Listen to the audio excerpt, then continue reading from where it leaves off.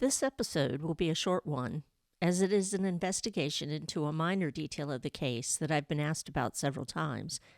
So many times, in fact, I thought I would just put it out there for all to see. The most recent query came from a production company doing some documentary on the Borden case. They didn't say if they were a straight history show or of the paranormal variety. I couldn't be sure. I do get calls from time to time asking for some sort of expertise or an appearance as an historian on a show that they're planning on the case. If the show is historical in nature, I'm happy to assist. If, however, the genre is paranormal, I take a pass. I think there is enough interesting history, real history, about this most enigmatic of women and the unsolved murder without being sidetracked by psychics, mediums, clairvoyants, and demonologists. There is an audience for this type of entertainment, I'm aware, but for me, since I don't believe in ghosts or think that anyone connected to this case, be they victim or killer, is still hanging around whispering into some electronic recorders and the ears of the sacred few who have the gift of a sixth sense, is simply trying really hard to make a living out of scaring people, not learning about this case at all. My point of view may turn some of you off, I get that, but that's how I really feel, so I thought you should know. I stayed at the Lizzie Borden Bed and Breakfast in July of 1997, the year after it opened to the public. I slept in Lizzie Borden's room and did not sleep one wink that night, paralyzed with fear. Not because of ghosts or paranormal sounds or worrying about things that go bump in the night, but because I was staying in a house where a double murder had taken place, and to me, that was scary enough. Houses of tragedies, like murder, are most often torn down so that the carnage can be forgotten by the community and decrease the traffic of the looky-loos who travel about on murder tours. John Wayne Gacy, Jeffrey Dahmer, even Cielo Drive, where the Sharon Tate murder occurred, are all gone. That the Borden house still stands in Fall River, a city that hardly cares for the story at all, and never did, and would rather forget it than make money off of it or the case, is a miracle. If 92 2nd Street had not been a private residence with a business attached for all those years, it would have also seen the demolition wrecking ball. Maplecroft, Lizzie and Emma's home after the trial in 1893, likewise still exists and is, thankfully, a private residence once again, ensuring its presence in the city for at least the foreseeable future. I have no bone to pick with the bed and breakfast and its haunted house business model.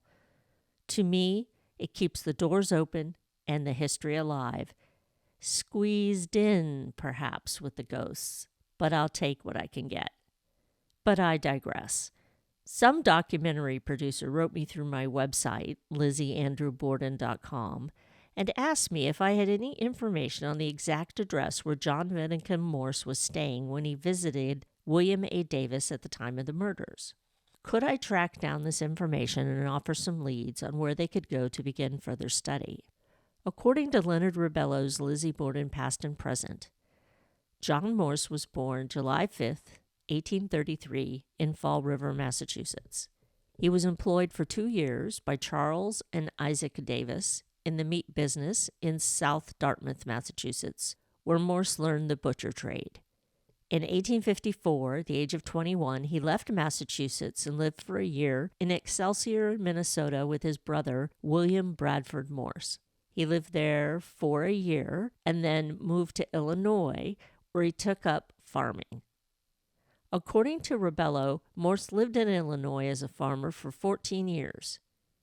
He then returned east and was at the Borden house on Ferry Street when the Civil War ended in 1865.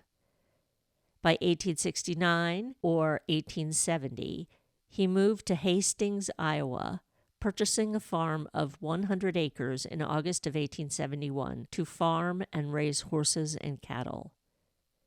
In April of 1873, he purchased another 40 acres, and in August, another 40 acres.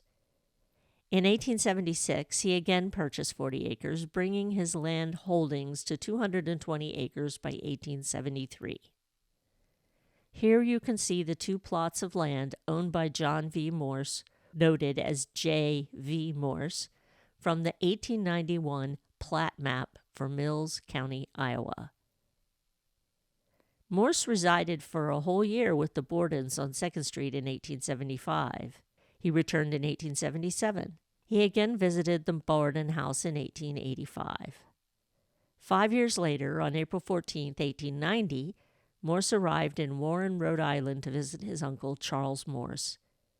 He stayed with them for a year and a half, leaving sometime in October of 1891 to reside in South Dartmouth with his friend Isaac Davis and his son William A. Davis. The Davises were in the meat business as butchers and owned a slaughterhouse in South Dartmouth. In between the crimes and the trial, Morse returned to Hastings, Iowa. According to the newspaper The Glenwood Opinion of March 3, 1898, Morse returned to Hastings after spending the winter in California. Morse continued to travel between Hastings and New Bedford and Boston and Fairhaven throughout the rest of his life. He signed his will on February 20th, 1912, and died 10 days later on March 1st. So who is William A. Davis and his family? William A. Davis is the son of Isaac C. and Julia A. Baker Davis, and was born in Dartmouth on August 6, 1851. Isaac was born in Westport, Massachusetts, in 1818. William was engaged in the meat business, was a farmer, and was in the ice-making industry for over 20 years. He married on December 25, 1873, Sophia Sherman Wilcox. They had 3 children, Alice Parker Davis, Isaac Case Davis, and David Wilcox Davis. In John Morse's inquest testimony, he says his place of residence for the past year has been in South Dartmouth at the home of William A. Davis, with his real home in the West. Morse says that he had met him years before he went west, in 1855 when Morse was 22, and worked for them in the meat business. He has also kept up correspondence, and it seems like home to him when he stays there. The old man, he says, cannot see and has a cancer, which must refer to the senior Isaac, because William A. is but 40 years old at the time of the murders. Father Isaac was 73. At this time, Morse was 49.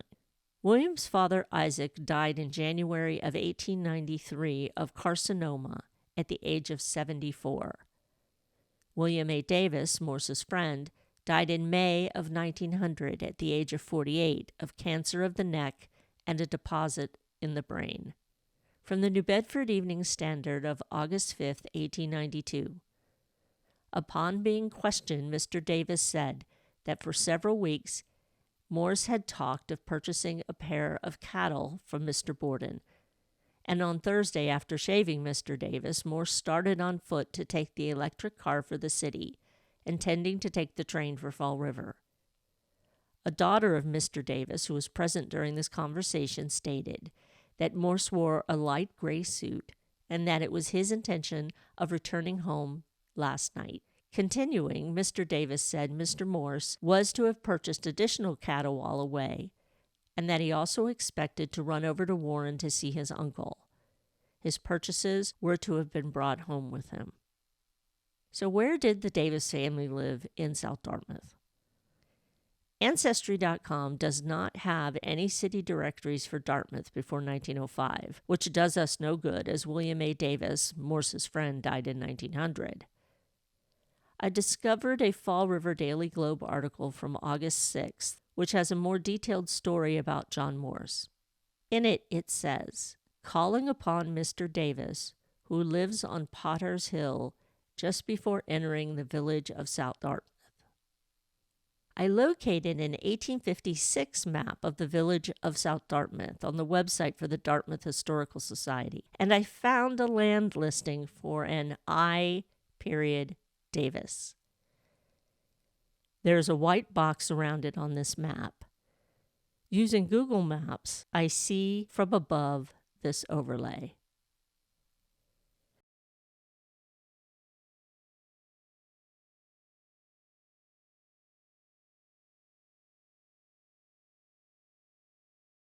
There are several properties on what was once the Davis home and land, but each of them were erected in the late 20th century.